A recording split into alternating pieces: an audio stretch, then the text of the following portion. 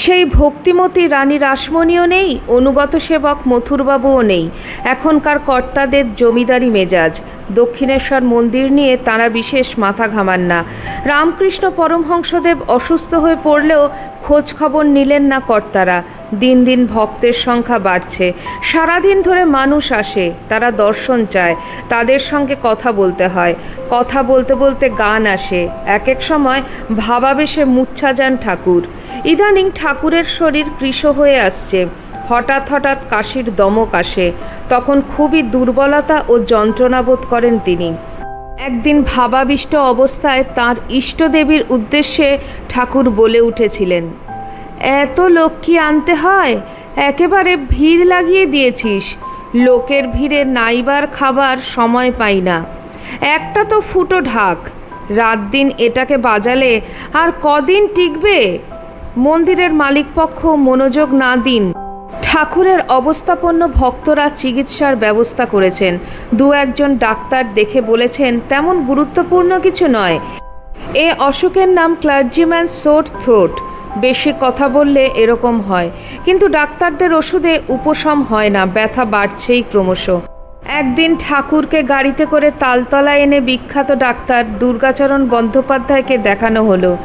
এই দুর্বল শরীরে তাকে বারবার কলকাতায় আনা যায় না, আর ব্যস্ত চিকিৎসকরাও দক্ষিণেশ্বরে যেতে চাইবেন না।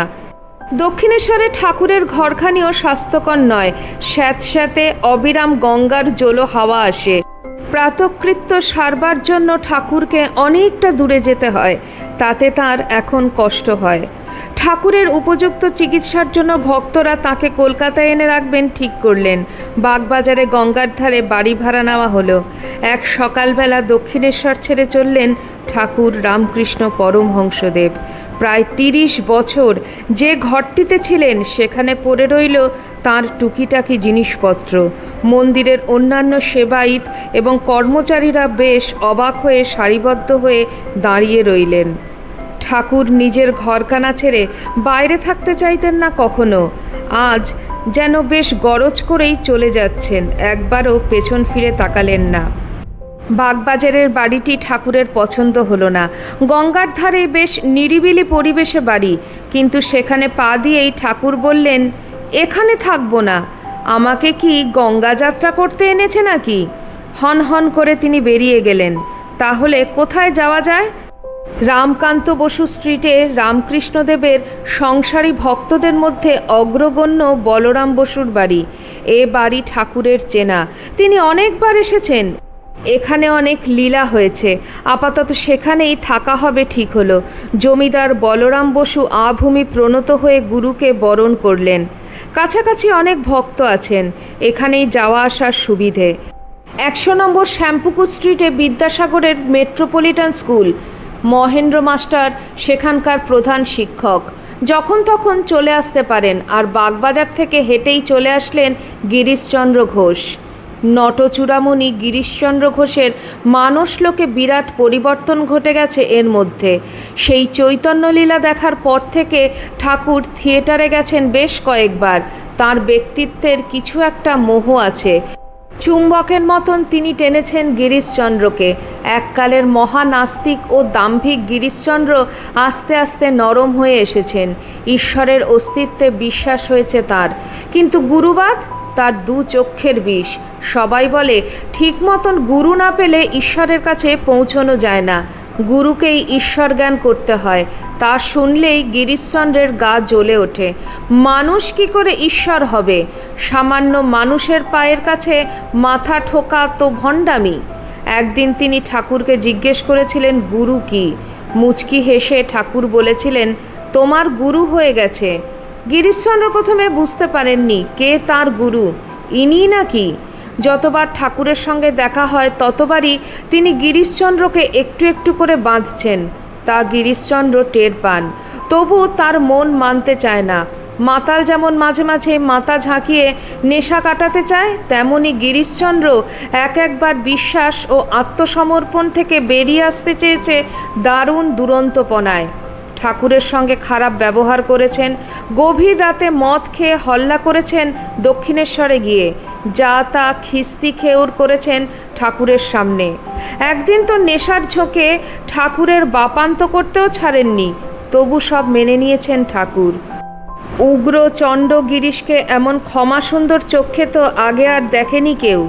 গিরিশের নাটক চালানো, মদ্যপান, বেশ্যা সংসর্গ এর কোনোটার ওপরেই নিষেধ আরোপ করেননি ঠাকুর। গিরিশকে তার চাই, যে কোনো শর্তে গিরিশ তাকে বকলমা দিক, তাতেই তার সব পাপ কেটে যাবে, তাকে পূজা বা ধ্যানও করতে হবে না। এমন কথা কোনো সাধক আগে বলেছেন কি? এরপর গিরিশচন্দ্র হঠাৎ গুরু বিষয়ে সংকটের একটা সহজ সমাধান করে নিলেন। মানুষ কখনো মানুষের আধ্যাত্মিক গুরু হতে পারে না, কোনো মানুষের পায়ে মাথা ঠেকানো যায় না, কিন্তু স্বয়ং ঈশ্বর যদি মানুষ রূপে অবতীর্ণ হন তাহলে তো আর সংশয় থাকে না। গিরিশচন্দ্র ঠিক করে নিলেন রামকৃষ্ণ পরমহংসদেব সাধারণ মানুষ নন, তিনি ঈশ্বরের অবতার। যিনি রাম তিনি কৃষ্ণ, ইদানিং রামকৃষ্ণ রূপে মর্তধামে লীলা করতে এসেছেন। গিরিশচন্দ্র সেই অবতারের কাছে নিজেকে সম্পূর্ণরূপে সঁপে দিয়েছেন। নরেন্দ্র এবং আরও কয়েকজন ভক্ত অবশ্য ঠাকুরের এই অবতারত্ব মানেন না, তারা গুরুকে ভালোবাসেন, তাকে একজন মহান মানুষ মনে করে, কিন্তু অবতার টবতার কিছু না। যিনি ঈশ্বরের অবতার তিনি রোগ ভোগের কষ্ট পাবেন কেন? তিনি তো এ সব কিছুর ঊর্ধ্বে। ঈশ্বর বা তার অবতারদের দুটি স্পষ্ট লক্ষণ থাকে, তারা কখনো বৃদ্ধ হন না, কোনো ব্যাধি তাদের স্পর্শ করতে পারে না।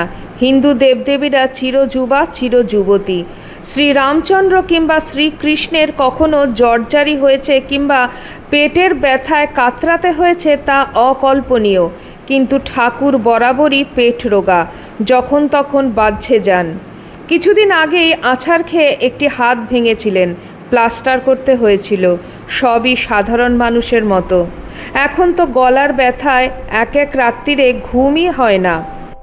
বিশ্বাসটাই যাদের যুক্তি, সেই ভক্তরা মনে করেন সবই প্রভুর লীলা, অসুখটাও লীলা। তিনি ইচ্ছে করেই রোগ যন্ত্রণা ভোগ করছেন এবং এরও কোনো তাৎপর্য আছে। আজকাল খ্রিস্টানি মতের প্রভাব অনেকের ওপরই পড়েছে। যিশুর সঙ্গে তুলনা এসেই যায়। যিশু যেমন অন্য মানুষের পাপ নিজে গ্রহণ করেছিলেন, ঠাকুরও সেই রকম অন্যদের রোগ ব্যাধি নিজের অঙ্গে ধারণ করেছেন। গিরিশচন্দ্রের দৃঢ় ধারণা ঠাকুর ইচ্ছে করলেই যে কোনো দিন সেরে উঠবেন। ঠাকুর অনেকটা শিশুর মতন হয়ে গেছেন। ডাক্তার আসতে দেরি করলে উতলা হয়ে বলেন, ওগো এখনও এলো না, যাও না, তাকে খবর দাও। নিজেই তিনি ওষুধ চেয়ে খান, কাছাকাছি যাকে দেখতে পান তাকেই জিজ্ঞেস করেন, হ্যাঁ গা আমার সারবে তো? অ্যালোপ্যাথিক ওষুধ ঠাকুরের সহ্য হয় না, তাই নাম করা হোমিওপ্যাথ প্রতাপচন্দ্র মজুমদারকে ডাকা হয়েছে। ইনি ব্রাহ্মণেতা প্রতাপচন্দ্র নন, শুধুই ডাক্তার। তার ওষুধে সাময়িকভাবে ব্যথার নিবৃত্তি হয়, কিন্তু মূল রোগ বেড়েই চলেছে। এখন কাশির সঙ্গে রক্ত পড়ে, শক্ত কিছু খেতেই পারেন না ঠাকুর। একদিন একদল কবিরাজ এলেন তাকে দেখতে। তাদের মধ্যে প্রখ্যাত কবিরাজ গঙ্গাপ্রসাদও রয়েছেন। রোগের উপসর্গ শুনে এবং ঠাকুরের গলা পরীক্ষা করে তারা গম্ভীর হয়ে গেলেন। কবিরাজ গঙ্গাপ্রসাদ উঠে গিয়ে একজন ভক্তকে বললেন, এই রোগের নাম রোহিণী, আমাদের চিকিৎসার অতীত। ভক্তটি বুঝতে পারল না, রোহিণী আবার কী রোগ? গঙ্গাপ্রসাদ বললেন, আমরা যাকে রোহিণী বলি, ইংরেজি ডাক্তাররা তাকেই বলে ক্যান্সার। ঠাকুর গঙ্গাপ্রসাদকে কাছে ডেকে জিজ্ঞেস করলেন, এ রোগ সাধ্য না অসাধ্য? কবিরাজ চুপ করে রইলেন। অধিকাংশ ভক্তই কবিরাজের এই রোগ নির্ণয় বিশ্বাস করেনি।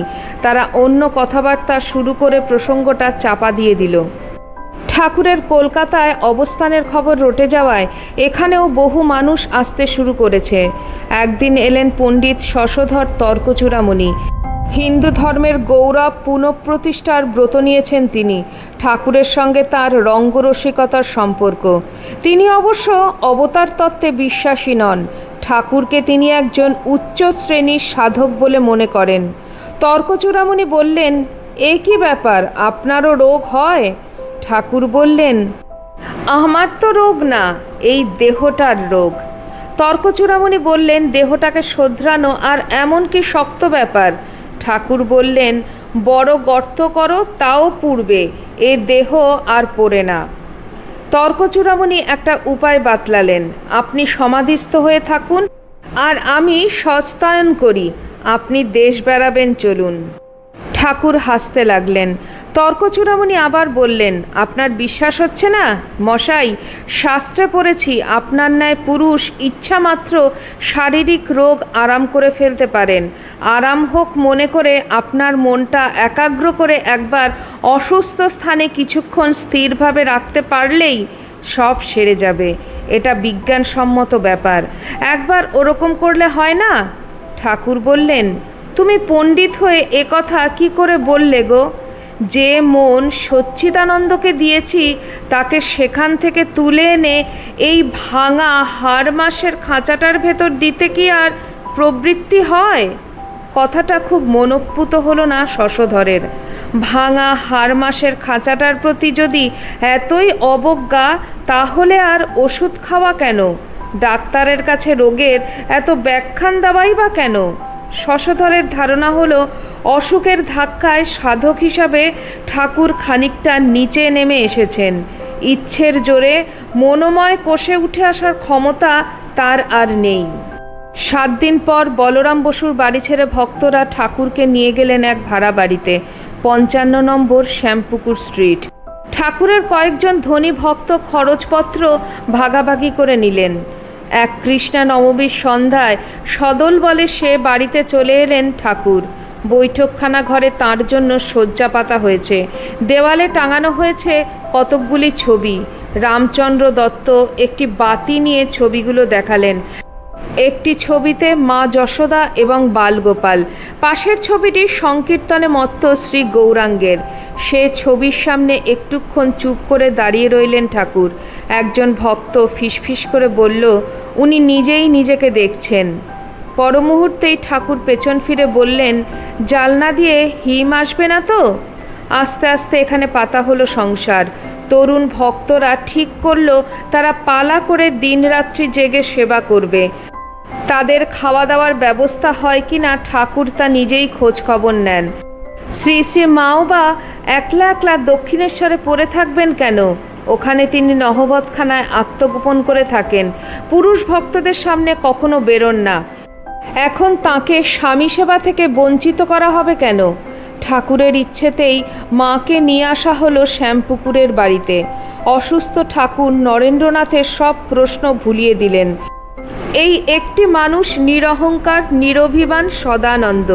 অসুখের এত কষ্ট, তবু যখনই একটু ভালো থাকেন তখনই হাস্যময়, কৌতুকপ্রবণ, সবাইকে কাছে নিয়ে জড়িয়ে মরিয়ে থাকতে ভালোবাসেন। ইনি তো খ্যাতি চাননি, প্রতিষ্ঠা চাননি, বড় বড় সাধুদের মতন ধনী গৃহে গিয়ে নানা রকম বায়নাক্কা করেননি। কোনো কিছুতেই তার লোভ বা মোহ নেই, চমক দেখাবার কোনো প্রয়াস নেই। তিনি শুধু ভালোবাসা চান। ভালোবাসার জন্য যিনি এমন কাঙাল, তাকে কি ভালোবাসা না দিয়ে পারা যায়? নরেন্দ্রনাথ ঠিক করল একে বাঁচিয়ে রাখতেই হবে। শ্যামপুকুরের বাড়িতেই ঠাকুরের শিষ্যমণ্ডলী আস্তে আস্তে দানা বাঁধতে লাগলো। নরেন্দ্রনাথের নেতৃত্বে কয়েকজন যুবক প্রতি রাত্রে জেগে গুরুকে পাহারা দেন, আর নিরঞ্জন ঘোষ সর্বক্ষণের দ্বারপাল। যে কোনো উটকো লোককে আর ঠাকুরের কাছে যেতে দেওয়া হয় না। অনেক ডাক্তারি তো দেখানো হচ্ছে। একবার মহেন্দ্রলাল সরকারকে ডাকার কথা ওঠে, ধন্বন্তরী বলে তার নাম রটেছে। প্রতাপ মজুমদারেরও সেই মত, কিন্তু ঠাকুর ওই নাম শুনেই বলে ওঠেন, না না, ওকে ডাকতে হবে না। মাস্টারমশাই, প্রতাপচন্দ্র এবং অন্য ভক্তরা একথা শুনে হেসে ওঠেন। এই হাসির কারণ আছে। মহেন্দ্রলাল সরকারের শাখারিটোলার বাড়িতে একবার নিয়ে যাওয়া হয়েছিল ঠাকুরকে। ভক্তরা গদগদ স্বরে বলেছিল, রামকৃষ্ণদেব এসেছেন, তিনি কষ্ট পাচ্ছেন। মহেন্দ্রলাল একবার দূর থেকে ঠাকুরকে দেখেছেন, কিছু কিছু শুনেওছেন তাঁর সম্পর্কে। কিন্তু তিনি যে কোনো রকম অলৌকিকত্বে ঘোর অবিশ্বাসী এবং পরমহংস ব্যাপারটাও বোঝেন না।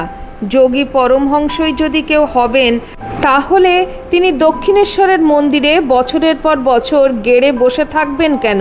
পরমহংসেরা তো এত সংসারী মানুষের সংসর্গে থাকেন না।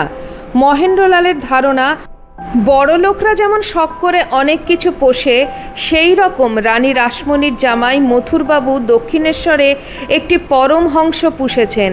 তাই কোথাও রামকৃষ্ণের প্রসঙ্গ উঠলে ডাক্তার কৌতুকচ্ছলে বলতেন, ও সেই মথুরবাবুর পরমহংস।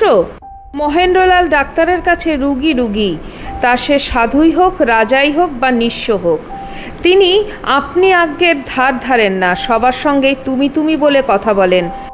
ঠাকুরকে সামনের চেয়ারে বসিয়ে তার গলা পরীক্ষার জন্য বললেন, কই দেখি, হাঁ করো। সেই অবস্থায় ঠাকুর কিছু কথা বলতে যেতেই মহেন্দ্রলাল ধমক দিয়ে বলেছিলেন, জিভ নাড়লে আমি দেখব কি করে? তিনি ঠাকুরের জিভটা চেপে ধরেছিলেন। সেদিন খানিকটা যন্ত্রণা পেয়েছিলেন ঠাকুর। সেই প্রসঙ্গ উঠলেই তিনি বলেন, না, গরুর জিভ টানার মতন টেনেছিল। সেই সময়কার অবস্থার থেকে এখন রোগের যাতনা অনেক বেড়েছে। গুরুর কষ্ট দেখলে ভক্তদেরও কষ্ট হয়। মহেন্দ্র মাস্টারের বিশেষ ইচ্ছে আর একবার মহেন্দ্রলাল সরকারকে দেখানো হোক। গিরিশচন্দ্র তাই চান। অন্য ডাক্তাররাও বলছেন ডাক্তার সরকারের অভিমতটা জানা প্রয়োজন। ঠাকুরের কানের কাছেও ব্যথা চলে এসেছে, গলার মধ্যে ছুরি বেঁধার ভাব। এর যে কোনো ওষুধ নেই। মহেন্দ্র মাস্টারের নিজের সংসারেও এখন দারুণ দুর্যোগ। তার বড় ছেলেটি মাত্র 8 বছর বয়সে মারা গেছে। তার স্ত্রীর পাগল অবস্থা। তবু তিনি দিনে 2-3 বার এসে গুরুকে দেখে যান। কোনো রাতে বাড়িও ফেরেন না, যাতে ঘুম না আসে। তাই 2-3 খানা মাত্র রুটি খেয়ে রাত জেগে গুরুর সেবা করেন। নরেন্দ্রনাথ রাখালরা বাড়িতে খেয়ে দিয়ে রাত্রিরে পাহারা দিতে আসে। নরেন্দ্রনাথ আইন পরীক্ষা দেওয়ার জন্য তৈরি হচ্ছে, সঙ্গে আনে পড়ার বই। গিরিশচন্দ্র সব কাজ ফেলে প্রায়ই ছুটে আসেন। রামকৃষ্ণদেবের সামনে বসে অঝরে কাঁদতে বলে, ঠাকুর, আপনি যখন নীরব থাকেন তখন কত রকম দৌরাত্ম্য করি, সে এক, কিন্তু আপনাকে এ অবস্থায় দেখতে পারি না। এরই মধ্যে ঠাকুর এক সময় যেন রোগ ব্যাধির কথা সব ভুলে যান। একদিন সকালবেলা স্নান সেরে আসার পর তিনি ফিক করে হাসতে লাগলেন। কেন তিনি হাসছেন তা কেউ বুঝতে পারছেন না। এদিকে হাসি আর থামে না।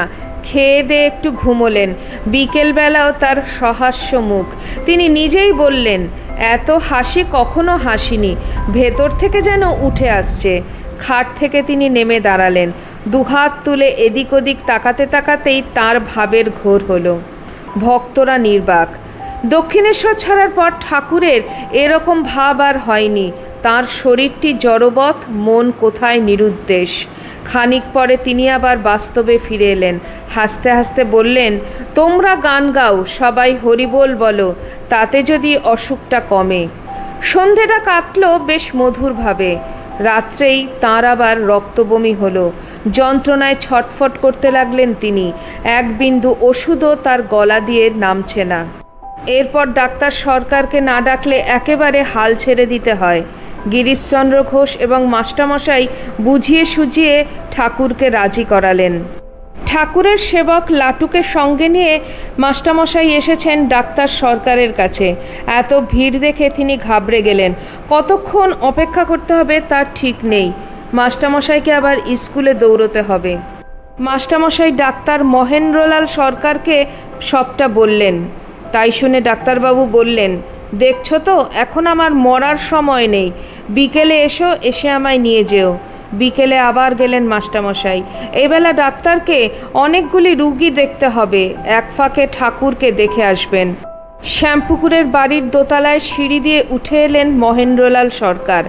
বারান্দাওয়ালা ঘরটিতে একটি চৌকির ওপর বিছানায় বসে আছেন ঠাকুর। মেঝেতে শতরঞ্চি পাতা, সেখানে উপবিষ্ট কয়েকজন ভক্ত। ঘরে আর চেয়ার কিছুই নেই। মহেন্দ্রলাল দরজার কাছে দাঁড়াতেই ঠাকুর তাকে নমস্কার জানালেন হাত তুলে। প্রতি নমস্কার জানিয়ে মহেন্দ্রলাল বললেন, কি হে, তুমি তো দক্ষিণেশ্বরের মথুরবাবুর পরমহংস, তা তুমি এখানে এসে জুটেছ? ঠাকুর বললেন, চিকিৎসার জন্য এরা এখানে এনেছে। তারপর তিনি বিছানায় নিজের পাশে চাপড় মেরে ডাক্তারকে বসতে ইঙ্গিত করলেন। সেখানে মহেন্দ্রলাল সেই খাটে বসলেন। কয়েকজন ভক্ত শিউরে উঠলেন। ঠাকুরের বিছানায় কোনো ভক্ত কখনো বসে না, বাইরের লোকের তো প্রশ্নই নেই। সাধক পুরুষদের সবসময় পৃথক আসন, আর এই ডাক্তারটি ঠাকুরের পাশে বসে পড়ল। ডাক্তার সরকার জিজ্ঞেস করলেন, তোমার কি কি কষ্ট হয় বলো তো? ঠাকুর বললেন, কোনো কোনো স্থান গোল হয়ে ডোব হয়, হাওয়া গিয়ে ফিরে আসে ঢোকের পর। ডাক্তারবাবু জিজ্ঞেস করলেন, কাশি আছে? ঠাকুর উত্তর দিলেন, হ্যাঁ গো, রাত্রে কাশি হয়। গলার ব্যথা? ঠাকুর বললেন, যেন ছুরি বেঁধা, ফোড়া ফাটিয়ে দেবার মতন যন্ত্রণা, রাত্রিরে ঘুম হয় না। ডাক্তারবাবু বললেন, ঠিক আছে, এবার হা করো, গলাটা দেখি। যেন শিশুর মতন ভয়ে ভয়ে ঠাকুর মুখটা ফাঁক করলেন, পুরো মুখ খুলতে পারেন না। ডাক্তারবাবু তার স্বভাবসিদ্ধ ভঙ্গিতে ধমক দিয়ে বললেন, ভালো করে দেখাতে পারছো না? না দেখালে কাকে দেখতে এসেছি? যার মুখ দিয়ে হাজার হাজার চমকপ্রদ উপমা ও লৌকিক কাহিনী বেরিয়ে এসেছে, ধর্মের সহজ সরলতম ব্যাখ্যা দিয়েছেন যিনি, তাঁর রক্তাক্ত রোগবিক্ষত কণ্ঠনালীর মধ্যে উকি দিলেন মহেন্দ্রলাল সরকার। আস্তে আস্তে বললেন, আমাকে ভয় পাচ্ছ কেন? আমরা কি মানুষ মেরেই বেড়াই? অনেকক্ষণ ধরে পরীক্ষা করলেন ডাক্তারবাবু। তার যে অন্য রুগী দেখতে যাওয়ার তাড়া আছে তা যেন ভুলেই গেলেন। ডাক্তারের সিদ্ধান্ত কি তা জানার জন্য ঠাকুর উৎসুকভাবে তাকিয়ে থাকলেও মহেন্দ্রলাল সে বিষয়ে কোনো মন্তব্য করলেন না। এক সময় যন্ত্রপাতি গোছাতে গোছাতে বললেন, ওষুধ দিয়ে যাচ্ছি, নিয়মিত খাবে, বেশি কথা বলবে না, এখন কিছুদিন উপদেশ বন্ধ রাখো। মাস্টারমশাই এবং আরও 2-3 জন ভক্ত ডাক্তারকে নিয়ে নিচে এলেন। ডাক্তার বাড়িটি দেখতে দেখতে জিজ্ঞেস করলেন, এটিও বুঝি রানী রাসমণির? মাস্টারমশাই বললেন, আজ্ঞে না, ঠাকুরের ভক্তরা এই বাড়ি ভাড়া নিয়েছে। মহেন্দ্রলাল বললেন, ভক্ত? ওর আবার শিষ্য টিষ্য আছে নাকি? আমি তো জানতুম জানবাজারের ওরাই রেখেছে। কারা ওর ভক্ত শুনি? তোমাকে সবাই মাস্টার বলে, তুমি কোথাকার মাস্টার? বিদ্যাসাগর মশাইয়ের স্কুলের একটি শাখার হেডমাস্টার যে এই ব্যক্তিটি, তা জেনে মহেন্দ্রলাল বেশ বিস্মিত হলেন। অন্য ভক্তদের মধ্যে রয়েছেন আর একজন ডাক্তার রামচন্দ্র দত্ত, নেপালের রাজপ্রতিনিধি ক্যাপ্টেন বিশ্বনাথ উপাধ্যায়, সদ্য বিএ পাশ করা যুবক নরেন্দ্রনাথ দত্ত, এছাড়াও রাখাল, কালীপদ, শশী, এরা সব কলেজে পড়া শিক্ষিত ছেলে। মহেন্দ্রলাল খুঁটিয়ে খুঁটিয়ে সব ভক্তদের ব্যক্তিগত জীবনের কথা জানতে চাইলেন। যার পরনের কাপড়ের ঠিক থাকে না, কথাবার্তা শুনলে আধপাগল মনে হয়, সেই লোকটির চারপাশে একদল কলেজে পড়া শিক্ষিত তরুণ কেন জুটেছে, কিসের টানে?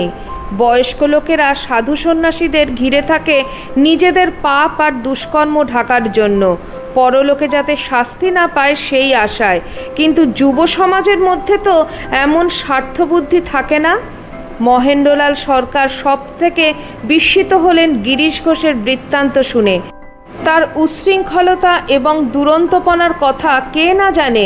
সেই লোকেরও চরিত্রের এমন বদল হয়েছে, সে রামকৃষ্ণদেবের পা জড়িয়ে ধরে কাঁদে।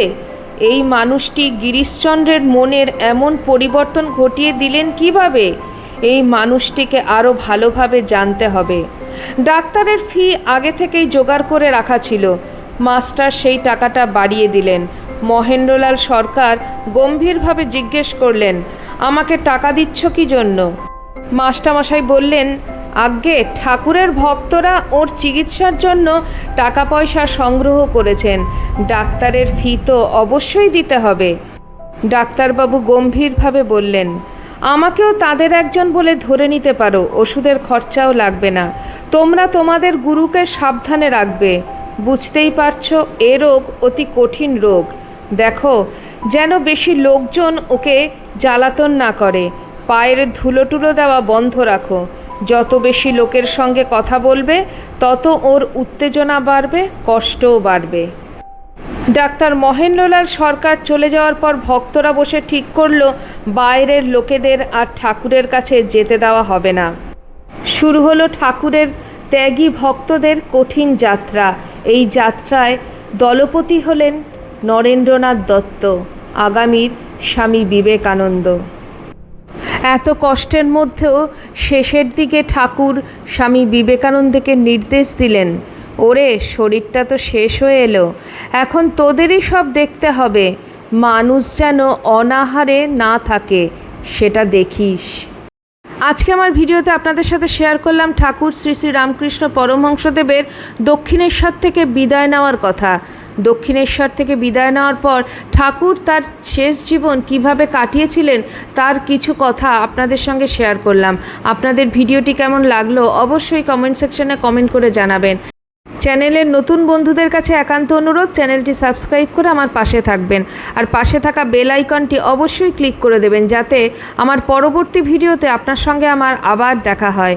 তাহলে আজকে এই পর্যন্তই। সবাই ভালো থাকবেন, সুস্থ থাকবেন। আবার খুব শিগগিরই দেখা হচ্ছে কোনো একটি নতুন ভিডিওতে। জয় ঠাকুর, জয় মা, জয় স্বামীজি।